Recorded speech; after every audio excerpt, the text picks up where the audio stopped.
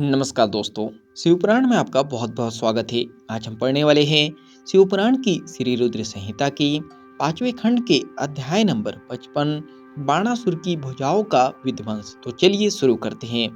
व्यास जी ने सनत कुमार जी से पूछा, हे ब्रह्मपुत्र सनत कुमार जी, जब भगवान शिव को श्री कृष्ण ने जृंभनास्त्र से मोहित कर दिया तब वहां उस युद्ध में क्या हुआ? सनत कुमार ने बताया, व्यास जी, जब युद्ध भूमि में श्री कृष्ण ने जृंभनास्त्र का प्रयोग किया तो देवादिदेव भगवान शिव अपने शिवगणों सहित मोहित हो गए और संग्राम भूमि में ही सो गए। तब दैत्यराज बाणासुर अपने रथ पर बैठकर श्री कृष्ण से युद्ध करने के लिए आया।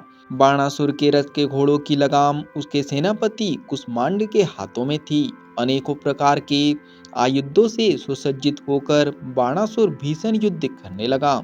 दोनों पक्षों में काफी समय तक युद्ध चलता रहा। श्री कृष्ण जी ने भगवान शिव का स्मरण करके हाथों में सार्ग धनुष उठा लिया और बाणासुर पर बाणों की वर्षा करने लगे। परंतु बाणासुर भी वीर और पराक्रमी था।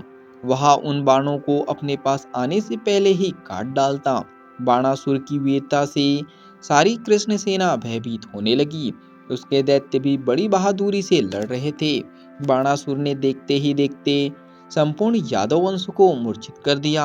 यह दृश्य देखकर श्री कृष्ण अत्यंत क्रोधित हो उठे। श्री कृष्ण ने गर्जन करते हुए अनेक प्रचंड बाणों को चलाकर उसके रथ और धनुष को तोड़ दिया। तब बाणासुर गदा लेकर कृष्ण की ओर दौड़ा। फिर दोनों में गदा युद्ध होने लगा। बाणासुर ने श्री कृष्ण पर गदा का भीषण प्रहार किया, जिससे वे एक पल के लिए धरती पर गिर पड़े, परंतु अगले ही क्षण उठकर पूरे वेग के साथ दैत्येंद्र से युद्ध करने लगे। उन दोनों के बीच इसी प्रकार भीषण युद्ध चलता रहा।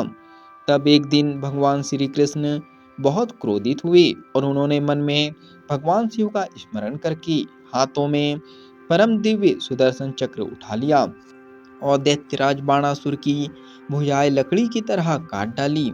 अब बाणासुर की केवल 4 भुजाएं ही शेष थी। तब क्रोधित श्री कृष्ण ने सुदर्शन चक्र द्वारा ही बाणासुर का सिर काटना चाहा। उसी समय भगवान शिव मोह निद्रा से जाग गए और बोले, हे देवकी नंदन, आप तो सदा ही मेरी आज्ञा का पालन करते हैं।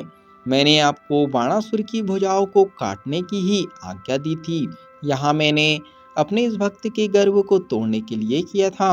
अपने भक्तों की सदा रक्षा करना मेरा धर्म है। इसलिए आप बाणासुर के वध की इच्छा त्याग दीजिए और अपनी शत्रुता को भूल जाइए। बाणासुर की पुत्री उषा और आपके पुत्र अनिरुद्ध एक दूसरे के होकर जीना चाहते हैं। इसलिए उन दोनों को विवाह के पवित्र बंधन में बांधकर आप अपने साथ द्वारका ले जाइए। यह कहकर भगवान शिव ने बाणासुर और श्री कृष्ण में मित्रता करा दी और स्वयं वहां से अंतर्ध्यान होकर शिवलोक को चले गए।